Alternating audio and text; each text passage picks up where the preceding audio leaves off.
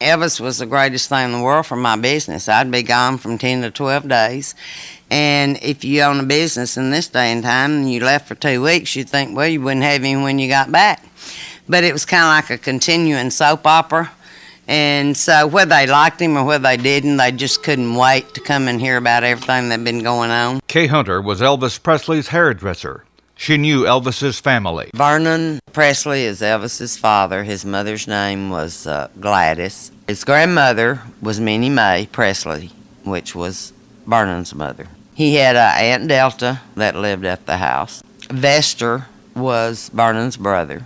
There was a guy named Harold Lloyd that worked down at the gate that was Elvis's first cousin.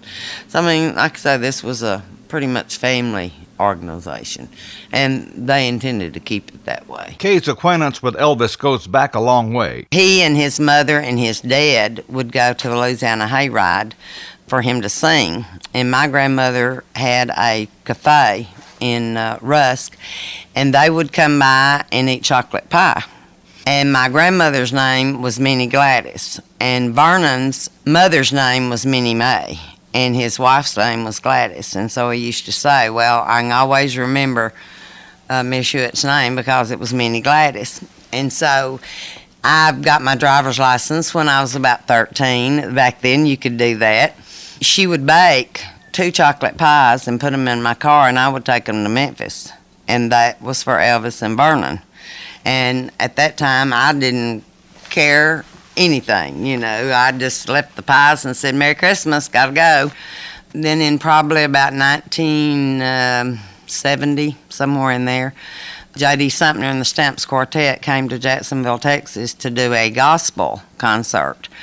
And I was real good friends with the sheriff here in Cherokee County, and he had called me and wanted to know if I'd cut some hair. And I said, sure, have him come on down to the shop. And he said, well, they're doing a gospel concert in Jacksonville tonight, and they have a bus, and they really were wanting you to come. I said, no, I couldn't possibly do that. No, thank you, bye.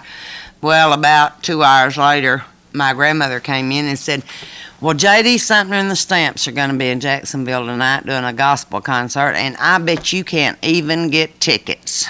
And I said, well, we'll see. And so I called John Bill Slover and said, John Bill, could you give me about 3 or 4 tickets to the concert tonight? And he said, well, sure, if you'll come up and cut some hair. And I said, well, that's fully what I was calling to tell you. I'll be glad to come up and cut these people's hair for some tickets.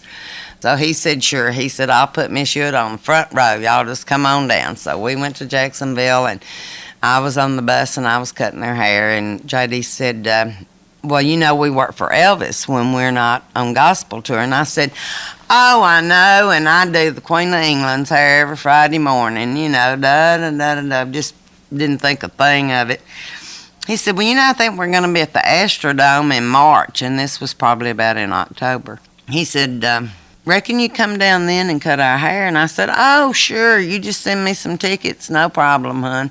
Forgot all about it. My grandmother, we went to the gospel concert, and she talked with J.D., and had a wonderful time. Well, then about in February, Charlie Stone called from Dallas, and he took care of all of Elvis's tickets, and he said, they're going to be at the Astrodome in March. He said, how many tickets do you need? I have a note here to get you some tickets from J.D. Sumner.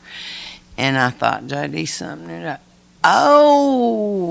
J.D., yes. I said, let's see. And I'm counting in my head thinking how many people I can get in my car. Well, I bet I can get 6 people in there. So I said, can you give me 6 tickets? And he said, sure, I'll just put them in the mail to you. So he did. And my grandmother went, and 2 or 3 of my best friends, and my daughter, Debbie, and Donna went, and we all got down there and got our seats and had some binoculars, and my grandmother was looking around, and she said, he has got the... Now, Elvis is out on stage at that point, singing with his really dark hair, you know. My grandmother said, he has got the prettiest gray hair I've ever seen. And I thought, excuse me, gray hair? Who in the world is she? She said, well, I was looking at Vernon. He's right down there. I said, oh, okay. So I worked my way around and got up and told one of the guys that my grandmother's name was Minnie Gladys and that she had always baked chocolate pies for Vernon and would like to see him if that was possible. So I went on back up and sat down, forgot all about it. And a few minutes somebody said, is there a lady up here named Minnie Gladys? I said, yes, that's my grandmother. And said, well, you want to come back here? Said, Mr. Presley would like to see her. And so we went to the back, and they visited, and they talked, and hadn't seen each other in, a while. And he said, are you still making chocolate pies? And she said, yes, but I don't know that my granddaughter's going to drive them to Memphis for you to have one of them.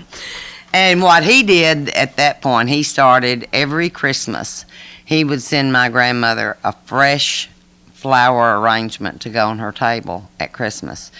And he sent her one of those every year until he died. She and Elvis got to be good friends. I know one time he asked me something about what was the difference in him and JD's hair. And I said, well, yours looks like it's in a whole lot worse shape. He had terrible, fine, thin hair. And then they started dyeing it for the movies. And then they dyed it because of the lights. And I have actually cut his hair. I never saved any of his hair because I just... I've been in the salon all my life, and the first thing you're taught is when you get through the haircut, you sweep it up and put it in the trash. And that's exactly what I did with all mine. Oh, I know one time we were at the Hilton, and I was combed his hair backstage. It was fixed, and he walked out on stage and stood there, and I was sitting down right at the front, and he went, shh. And of course, that fine, thin hair, it just all fell in just one swoop, She worked free for a while, then got on the payroll. And he said, well, I understand you've been cutting my group's hair for about a year. And I said, yeah, I've cut more hair in Hilton hotels in the bathroom than I ever cut in a salon, or downstairs or outside, or I always had my scissors, and if you need your hair cut, sit down, let's do it. And he said, I understand you've been cutting my group's hair for about a year. He said, how much do they pay you? And I said, pay me? I said, sometimes they don't even say thank you. Well, immediately, I knew I had said the wrong thing, and he looked at JD, and he said, that's exactly what I'm talking about, that everything you do on or off stage reflects back to me. And he said, how would you like to go to work for me? And I said, sure. He said, you keep all the group's haircut? You take care of that? And he said, well, you go on tour. And I said, fine. He never asked my address. He never asked my phone number. He never asked anything. And I got a check every month. Vernon would always sign my checks. So I got paid to go and have a good time. And we did have a good time. Kay says Elvis was religious. I know one time he would wear a Star of David, and he would wear a Christian cross. And somebody said, well, isn't that kind of contradictory? And he said, well, I just don't want to miss heaven on a technicality. I think his gospel music, if you've ever sit and really listen, we were in Denver one time, and Denver loved Elvis. Mary and Charles Hughes were good friends of ours, and we'd gotten them tickets and went. And there was probably 100,000 people in this Coliseum. And Elvis went to sing How Great Thou Art. And Charlie looked at me and he said, my God, you can hear a pin drop in here. And when he started singing religious music, there was like a hush came over all these people. And you didn't hear any, we don't want to hear that, or, they listened.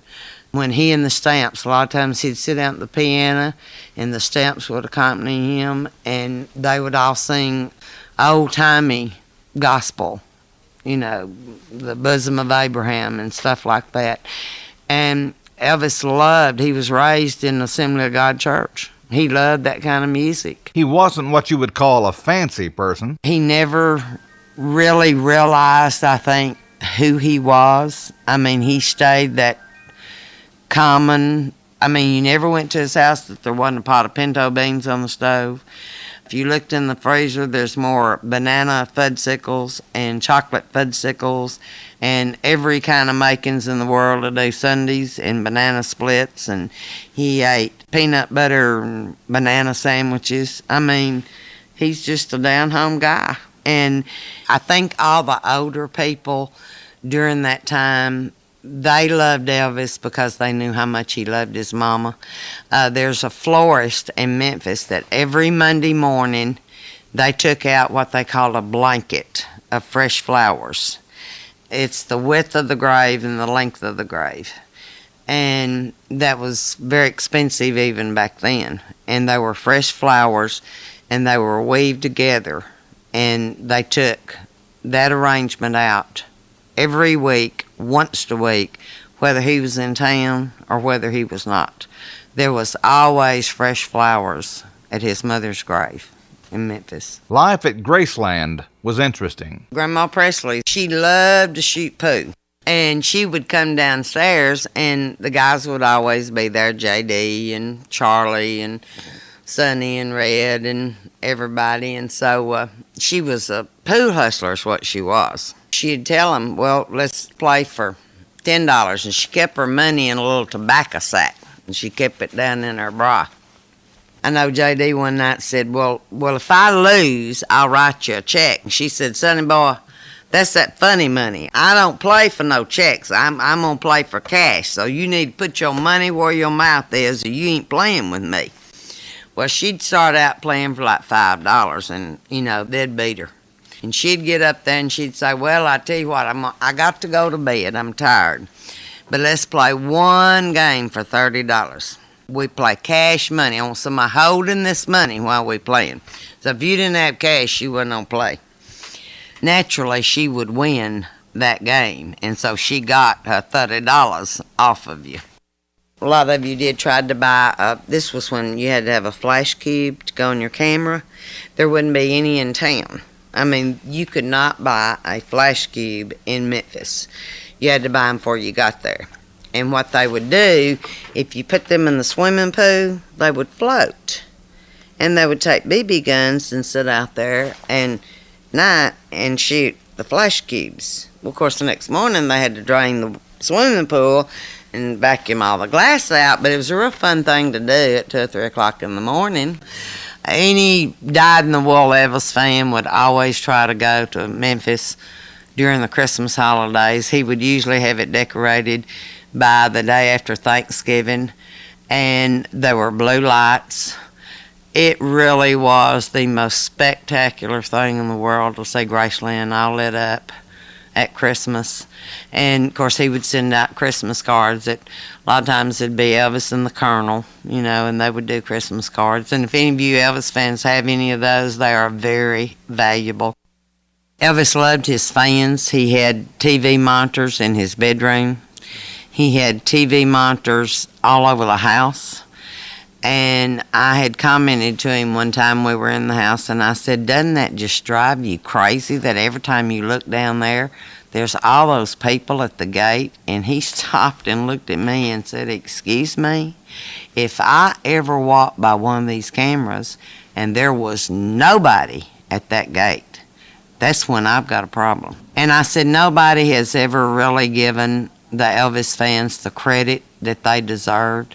They motivated him as much as he motivated the fans. You can't imagine the things that people would give him. They'd give him pictures of himself because he used to say, aren't I wonderful, So you have 10,000 people giving you a picture of yourself. They would give him teddy bears. They would give him ladies' panties. They would give him just, anything they wanted to give him, they did. And a lot of that stuff, you've got to understand, he was flying, and there was no way he could take all that stuff with him. And he would tell the stage people when he went to leave, take this to a children's hospital, give all these stuffed teddy bears, give anything that you can give either to a nursing home or to children that are sick. So he did a lot of kind and wonderful things that people just didn't have a clue. All you Elvis fans out there, if you still have your scarf, be sure you keep it. Do not get it dry cleaned, contrary to what anybody tells you. I know the ones that I have, I took to a frame shop, and the lady called me and said, honey, I'm going to have these scarves cleaned. But Elvis wore Aramis cologne all the time, and I've had a lot of the scarves that still smelt like Elvis, and it took me a long time to figure out what the cologne was, and somebody had said yes, that he did. He wore Hermes. A lot of mine have sweat marks where he had them around his neck. Other Elvis items are worth lots of money. If you've got a little 45 record that's on a Sun label that says "That's All Right, Mama" by Elvis Presley, I'd highly recommend you to keep it, not play it a lot, keep it in good shape, because those are priceless. We went to the auction in '94, the first auction that was done of some of Elvis's things, and I was lucky enough to get a bracelet that Elvis had made for all the guys. He gave them very, very expensive bracelets. It wasn't as expensive as I paid for it. You know, I look rich, and God knows, honey, the minute I brought that bracelet to Ed Parker's, I got on that phone, called my banker, collect, and said, don't you dare tell my husband what I've done. But, honey, I'm going to need a lot of money when I get home on Monday, because I'm in Vegas at an Elvis auction, and I am having so much fun. Will you okay this check? He said, sure. Come on down. Elvis thought his ticket prices should be reasonable. Well, he had always said that he wanted a ticket price to be low enough price that anybody that ever wanted to see him could be able to afford a ticket. And I know we were at the Summit in Houston, and the tickets were like $37.50 or $35. And somebody had commented, you know, if Elvis knew how high these tickets were, he would just have a fit, because he really wanted them to be around $10 to $20 so that the ordinary common citizen could afford to bring a family of 2 or 3 and come and see him. And of course, what was happening, scalpers were buying these tickets for that price, and they were selling them for $400 and $500, and he would not have approved that at all. He really still thought that the ordinary person could see him. Elvis made several people wealthy, like Emilio, who was in charge of assigning seats for Elvis Presley's appearances at the Las Vegas Hilton. People would come in ahead of time. Once they found out the dates that Elvis was going to be in Vegas, they would write. They would send a money order, because they didn't take checks. And a lot of people would just send the tip money direct to Emilio at the Las Vegas Hilton. And that person would sit in the same seat on the front row, or there in the front area, we called it, every night.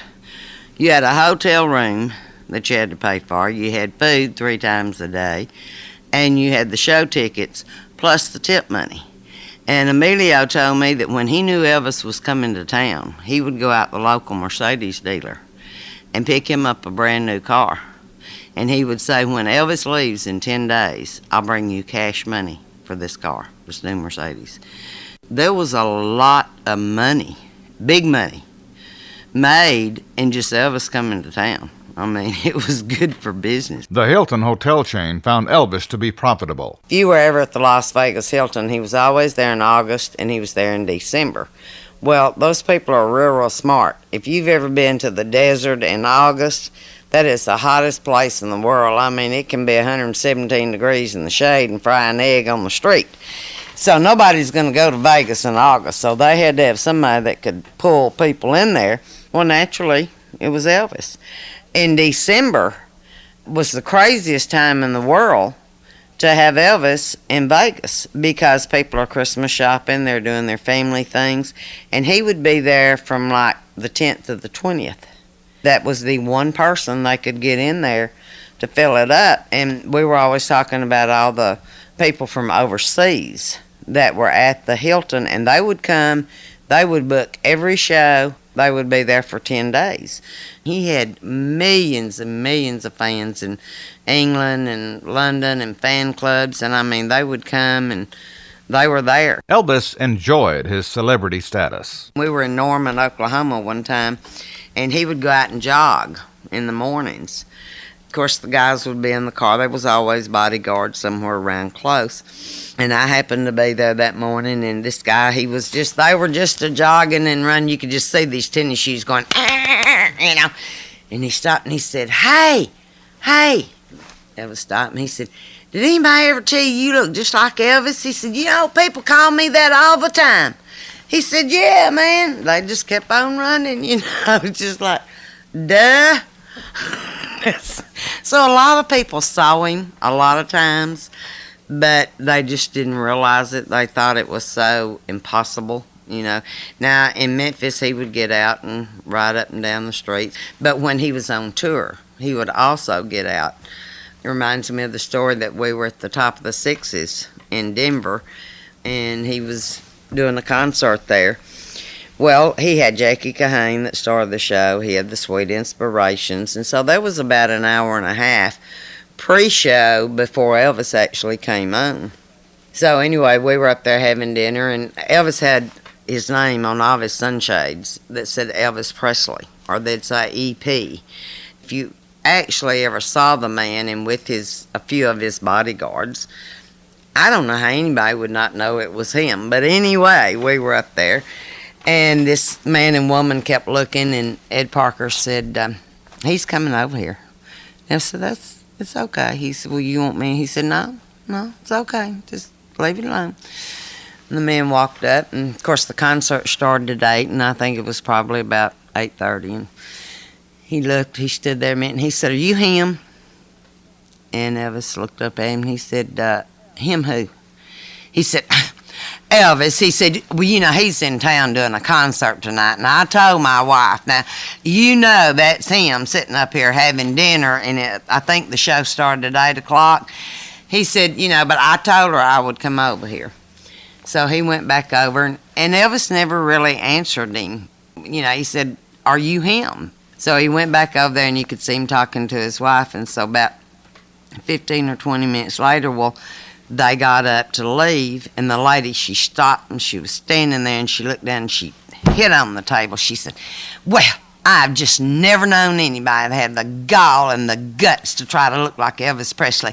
You just make me sick. Oh, and she just stormed out of there, We're just dying laughing.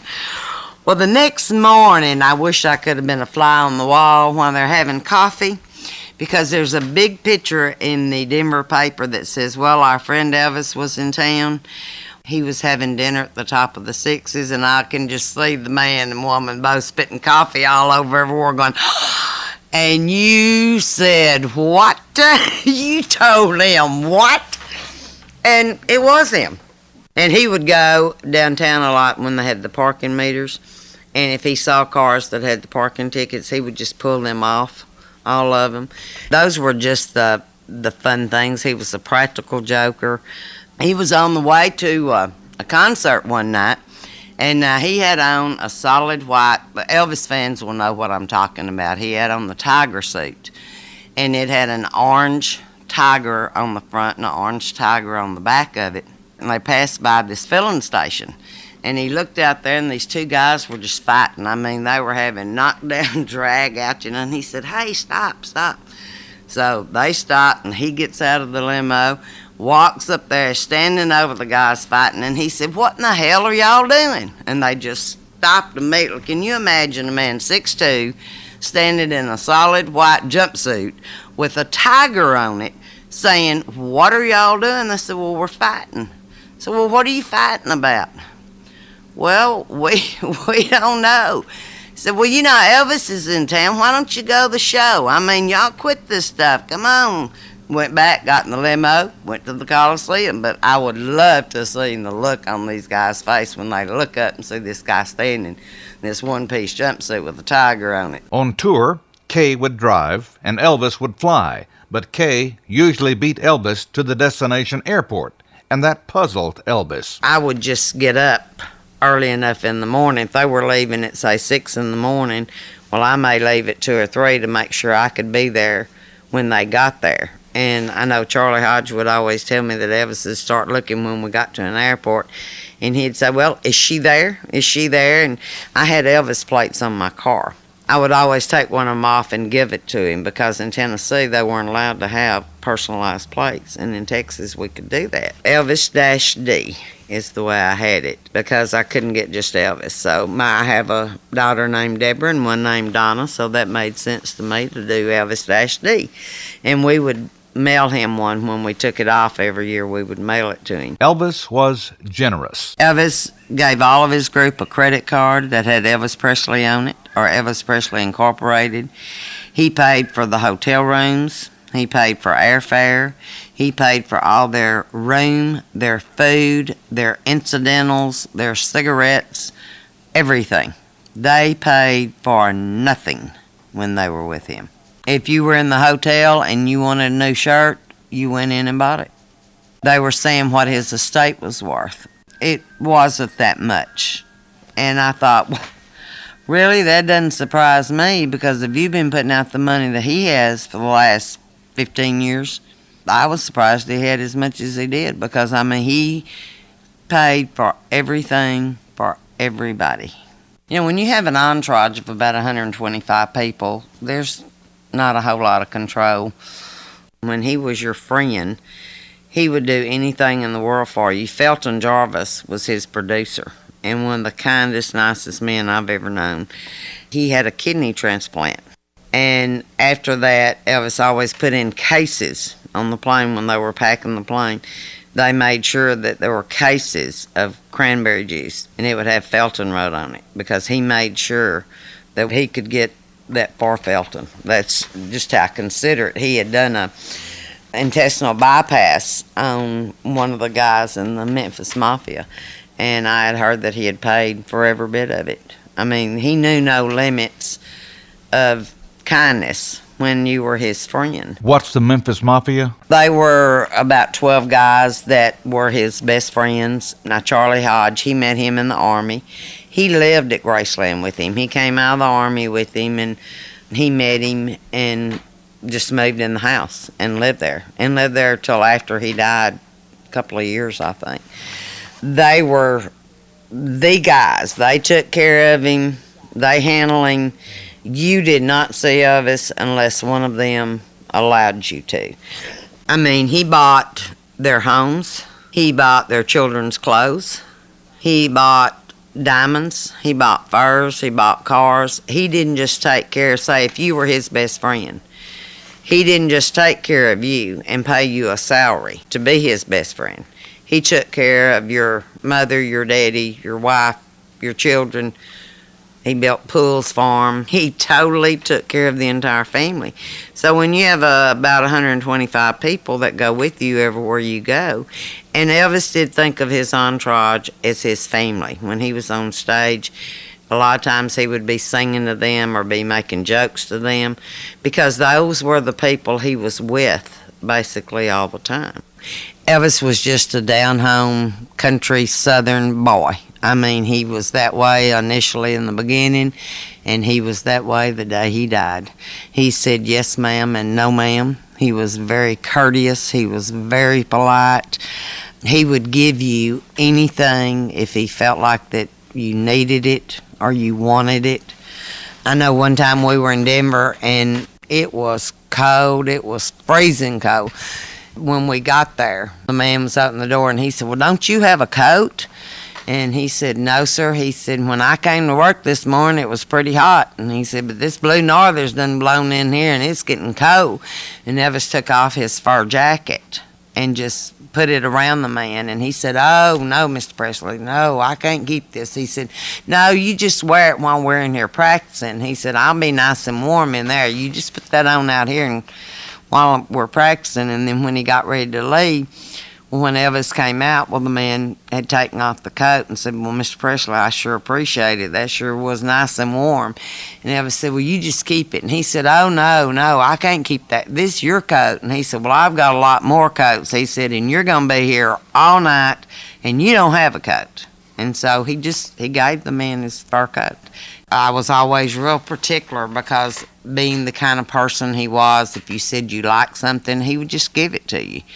He did give me a shirt one time. It was when the real silky shirts first came out. And I used to tell him, oh, Elvis, you've got on that feel-good shirt. Oh, it just feels so good. And later he mailed it to me. So I was always real particular about saying I'd like to have something, because he would give it to you. I know one time he was on stage, the fans remember he wore Band-Aids around his fingers, and people would come, well, why's he got those Band-Aids? Well, when he would raise his arm, if you're sweating and your hands sweat a lot, and you go to make that gesture, well, one time the ring just literally came off of his finger and went into the audience. And they found the lady that had gotten it. And so he had her brought backstage, and he told her, he said, you know, that's a sentimental ring. Somebody gave that to me, and I would really like to have it back, but I promise you I'll buy you one of equal value. And she said, no, that's okay, don't worry about it. But they said later he did send her a gorgeous diamond ring of equal value. He gave away cars. Now, one time we were in Denver, he would buy them for the police force, the men on the police force that worked real hard and protect him. They were always at the airport, and they were at the stadium and everything, and he got to know them. Elvis was waiting to go to the Coliseum, and the guy was on the news, and he said, well, our friend Elvis is in town. He's been giving away new Cadillacs. He said he gave a lot to the Denver police force, and he said, oh, by the way, Elvis, he said, by the way, if you're listening, make mine blue. And so that was then the newscast, and Elvis just picked up the phone and said, take him one down there, but be sure it's blue. A lot of times when he did things like this, he would sit in the back of the car and watch. He may have Charlie Hodge or Ed Parker or somebody take the keys to him, but he would be sitting where he could watch their reaction of that. And that's what he loved, was the fun part. They would walk around the car for like 10 minutes, they would pat on it, and they would jump up and down, and they'd holler, and they'd say, are you sure? And they'd say, well, go ahead and get in it. And they'd say, oh, no, I don't know where that, well, you have the key, it's yours. I mean, Elvis is giving you this. I don't know. There was a Dunkin' Donut shop right down from Elvis's house that we went in all time of the day and night. And we were there one night, and it was pretty late, and the lady that worked there got out of a cab. And so Elvis told Charlie, he said, you know, he said, I didn't realize that she didn't have a car. Said, you know, call and get her a new car. Said, we'll bring it down here tomorrow to her. So they did. They got a white Grand Prix Pontiac, I think. And so Elvis was in the car, and he told Charlie, he said, you take the keys in there and give them to her. So he went in and was laughing and laughing. He came back out, and he said, this is an original. He said, you have got to go in there and talk to her. He said, I gave you the keys. I told you to go do this and I did. He said, oh, no. You have got to go in there and talk to this lady.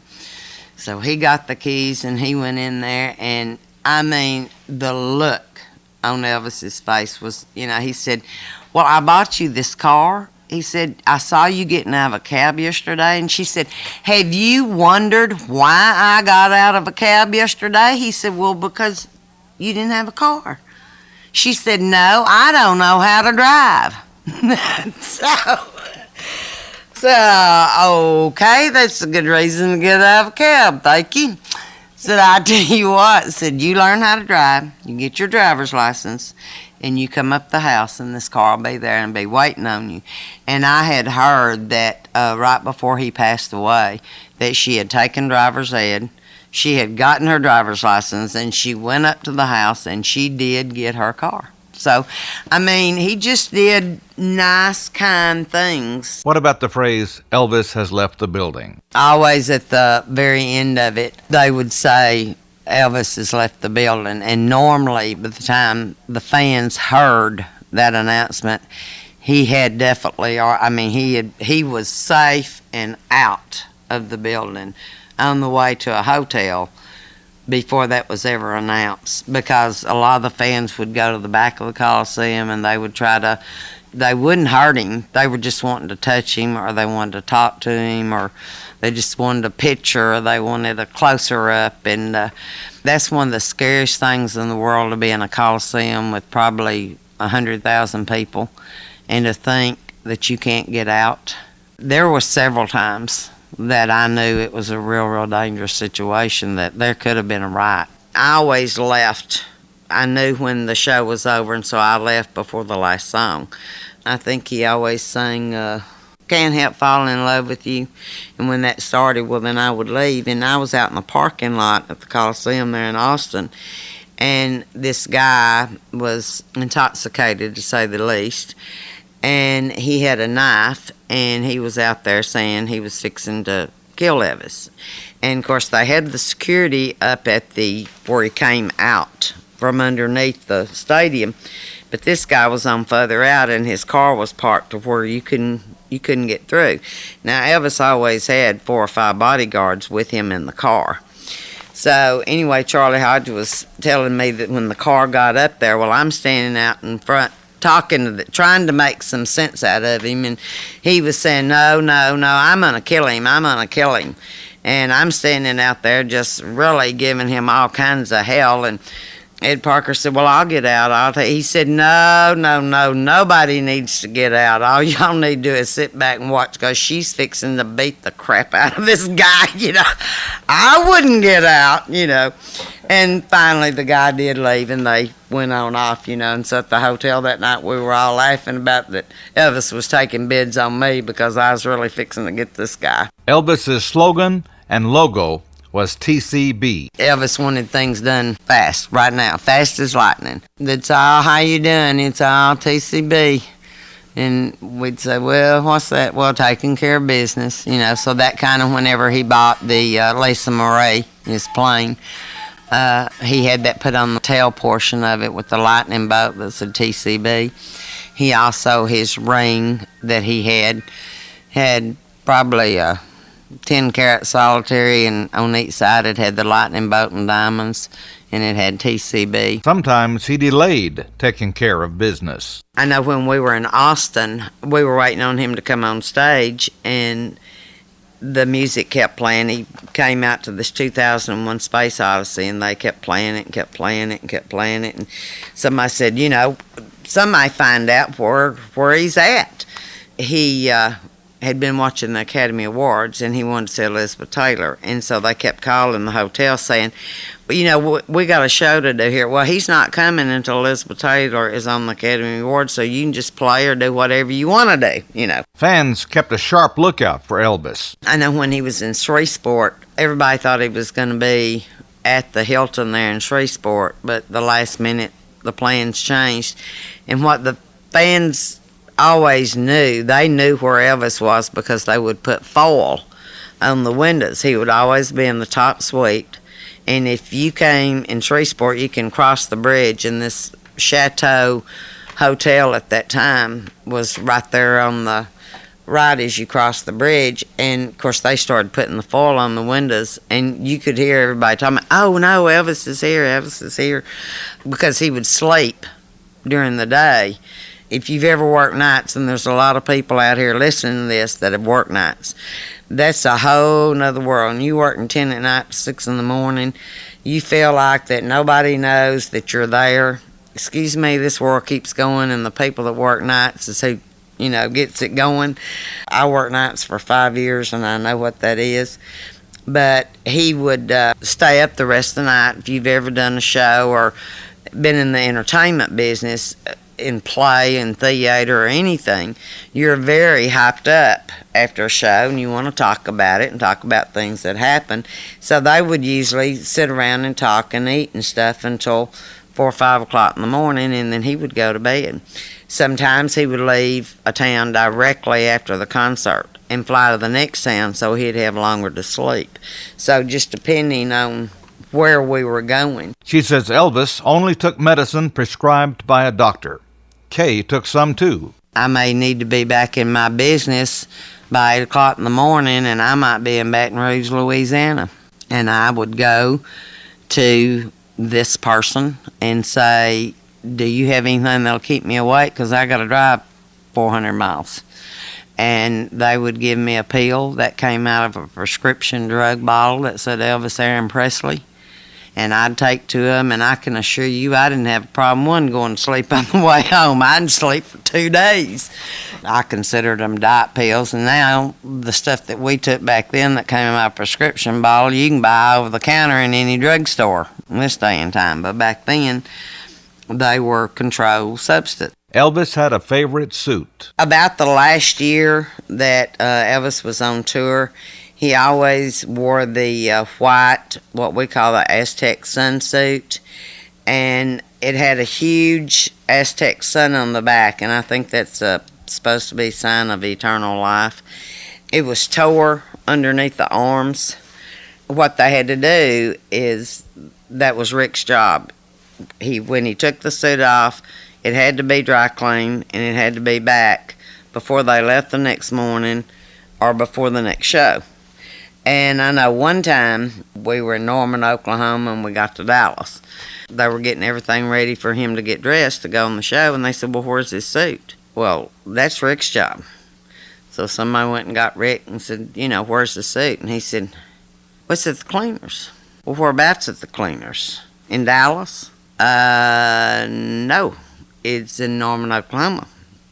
Rick had to get on the plane, fly back to Norman, Oklahoma, get the cleaners open, get the suit out, and get it back. He had forgotten to pick it up when we left Norman. Elvis sweated a lot on stage. I think the last recorded live show they did, Elvis never wore makeup because the lights were hot and he would sweat a lot.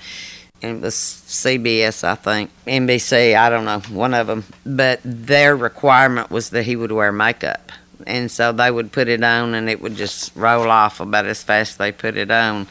And they said they all laughed because they said all they were doing all night was trying to touch up the makeup and put makeup on. But he did not ever wear makeup on stage. Before Kay was hired by Elvis, she was a big Elvis fan. Did I get in trouble chaperoning going to Memphis one time? My daughter was a sophomore in high school, my oldest daughter. She came home one afternoon and said, Mama, the band's going to go to Memphis. We are been asked to march in the parade in Memphis. Would you like to be a chaperone? I said, oh. But now this is when I'm just a dyed-in-the-wool Elvis fan. I mean, that's all I am, and I know that Elvis Presley lives in Memphis, and honey, I got to go. And you get a free trip, you get to ride the bus, you get your room paid for. Oh, Lord, yes. Well, we got to Memphis that day, and they took us to an amusement park, and now this was all the seniors, this was all the band. There was probably about 125 kids in this group. And there was probably about 10 chaperones. And I mean, they worked us that day, and I thought, Lord, are these people ever going to let us go? We ever going to get to our motel? Because I knew where I was going to go. So about 10 o'clock, well, they assigned all these kids to rooms, and they put the chaperone in, and everybody was getting ready to go to bed, and I stepped outside my room and said, hey, I'm going down to Graceland. I'm going to the gate. I'm going to see Elvis. He's at home, and I'm going. So I'd called a cab. Well, next thing I knew, there had to have been at least 25 of these kids that was going with me. Now, I don't think that was the right ratio of kids I was responsible for, but how could you tell these young children that they couldn't go down the gate of Graceland? So we get down there, and we're talking to Uncle Vester. He was the relative. I mean, everybody that worked for Elvis, basically most of them were in the family, either on his mother's side or his daddy's side. And so he was always, and then there was Harold Lloyd, he was down there, he was Elvis's cousin, and he was there. And of course they would tell you things that Elvis was doing and what been going on. And I mean, it was just the best soap opera. And these people write these soap operas today, they don't know nothing. They need to do a soap opera on that type of life. Because, I mean, we knew what color his underwear was that he put on that day, what kind of cologne he wore, everything. So anyway, we are down at the gate, and, time has a way, when you're having fun, how time slips away. And about 5 o'clock in the morning, somebody said, well, what time does it get daylight? And I said, a long time, daylight. And they said, well, 7 o'clock. And I said, we got to go. So I round up these 25 children that I'm responsible for, and we all get in cabs and we go back. Well, that day we have the parade. I mean, that is why we are there. The sun is out. It is hot. And I want you to know we are so sleepy. We are dying. I mean, you've seen people on a drunk and been up all night. Well, we was drunk on Elvis, and I'm telling you, we'd been up all night. And when we got back to the motel, it just so happened that the band director was coming out of the restaurant from having breakfast, and he saw all these cabs pull up with all of these kids, and they said, "Where have you been? Where have you?" We said, "Oh, we've been down at the gate, man. We've been down at Elvis's." Well, to say the least, I was never asked to chaperone another trip of any kind at the high school that my daughter went to. But we had a great time. We had a good time. Kay told the man at the gate she needed to go to the bathroom. So, of all things, she was taken to Elvis's house. I went to the bathroom downstairs by the pool that has the shampoo chair, and that's where Elvis got his hair done. So I look on the side of the wall, and there's this gorgeous chandelier that has all these prisms hanging down, and I thought, man, that would just be the greatest thing in the world to have one of those prisms. Now, my mama raised me a good Christian girl and not to steal. And I do not go in people's homes and steal, I can assure you. But something strange, the devil made me do it, I guess you could say. So I had to move the shampoo chair over, and I had to stand up in the shampoo chair, and I had to get the prism. I mean, there wasn't just one prism. It wasn't like that it was the only one there. There was probably 100 of them. So I figured nobody'd ever miss just one, So I got it, and I stuck it down in my bra and came out so nobody would ever know that I had ever done this. Well, when I got home, I took the prism to my jeweler, and I said, "This came out of Elvis's bathroom, and I want to make it a necklace. I mean, this is a really expensive crystal prism."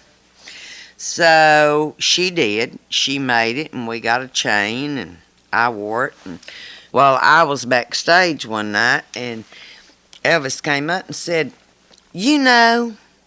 that, because, back then we didn't know anything about cameras and security cameras. And, I'm from East Texas, honey. We don't have any of that stuff where I live. And nobody ever thought about any of that kind of stuff.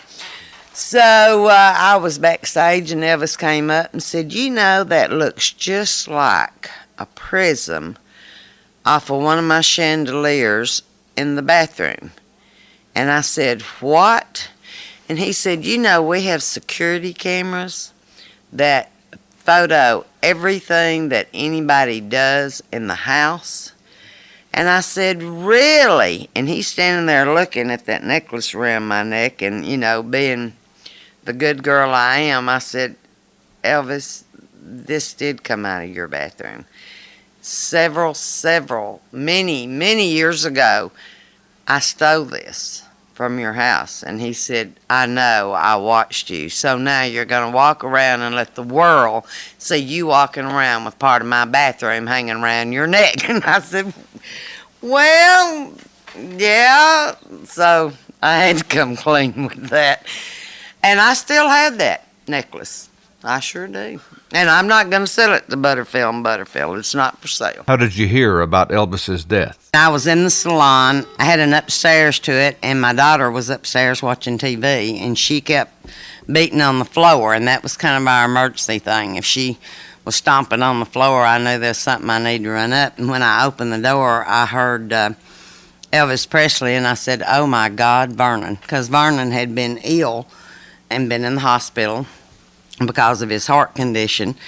And Deborah looked at me and said, "Oh, no, Mother, no, it's Elvis."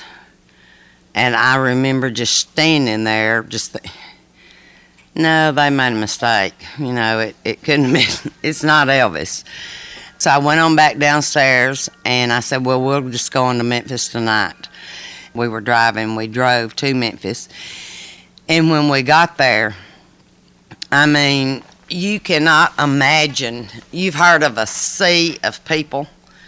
As far as you could see, there were thousands and thousands and thousands of people, and they were already at the gate. They were lined up. You couldn't get a parking place. I was standing out the gate, and Rick Stanley, who was Elvis's stepbrother, he had come down at the front, and he saw me, and he said, "What are you doing?" And I said, "Well, I'm just standing in line, Rick, just like everybody else." He said, "Well, you never stood in line in your life. Are you crazy? Come on," and so we started up to the house. We got in the house, and they put his body in state at Graceland. I thought his father was one of the most gracious people in the world, because they had planned on shutting the door and just letting the family be in there at 5 o'clock. There were so many people that kept coming up the walk and kept coming by just to view the body. And Vernon said, "I just can't shut this off at 5 o'clock. And Rick and them said, "Well, Granddaddy, you need to, because this can go on all night." The family had not really been allowed to grieve and spend time with him by themselves, that type thing. He opened up the foyer of the home of the house and let millions, and I mean, you saw people of every stature, of every race, of every walk of life. I mean, some people that came by were very, very well-to-do people. Some people had pink foamy hair rollers in their hair. So finally, about 10 o'clock that night, they said, "We've got to stop this." And they were scared, because they thought there could have been a riot. I mean, they were really scared with all those millions of people by that time. And those people had been waiting in line 6 and 8 and 10 hours. And if you were the next person in line and they said, "Excuse me, but you can't come in because we have to do this." But it was so amazing that they did lock the gate at 10, and only family and close personal friends were allowed in the house at that point. I had never seen men cry. John Wayne came to the house, and he stood there and was touching Elvis's hands and crying just like a little boy that lost his puppy dog. And he looked at Vernon and he said, "What are we going to do without our Elvis? What are we going to do?" Sammy Davis Jr. came and just cried. I mean, like I said, I wasn't used to men mourning and crying. And they cried very openly. They were not ashamed. They suffered a loss just like all the Elvis fans did. And floral arrangements, I know I saw the one that RCA had sent that was probably thousands and thousands of dollars. Then there were a lot of little daisy that they just picked on the side of the road and put in a Coke bottle. And Vernon thought as much of that as he did that expensive spray. He looked at all the cards. He saw everything that was sent. When the service was over, he had the people take all the flowers and take them to the nursing homes and to the children's hospitals all over Memphis, because he said this is too much money, and Elvis would want people to enjoy these flowers. I found there are people now that are, I call them the new age Elvis fans, They never really saw him. They never got to go to a concert. They were not involved. I have a friend that owns the Ford place in Jacksonville, and his little girl is probably 8, 9 years old, and he said she did her entire room in Elvis. She has Elvis everything and just loves him, Is Elvis dead? To me, Elvis was always moving. I mean, you never saw him when he was still for a second, ever. Not on stage, not off, anywhere you saw him. That was my first thought, that I have never seen anybody that looked so totally dead in my entire life. And if you were at the funeral or if you viewed that body, you knew that Elvis was an ordinary man that lived a very unordinary life, that just laid down and died just like anybody else. And he didn't take anything with him. There wasn't any pockets in that box. I think people that were close to him and close to his family and all of the true Elvis fans, I don't think those people tell you they believe Elvis Presley is alive. I think anybody that was at that funeral Anybody that actually walked that day in the house, I don't think any of those people will tell you that Elvis is alive. I don't think I can imagine an old Elvis.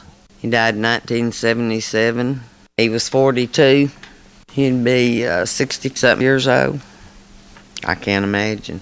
You know, Elvis's mother died at 42, and he always felt like he would never live to be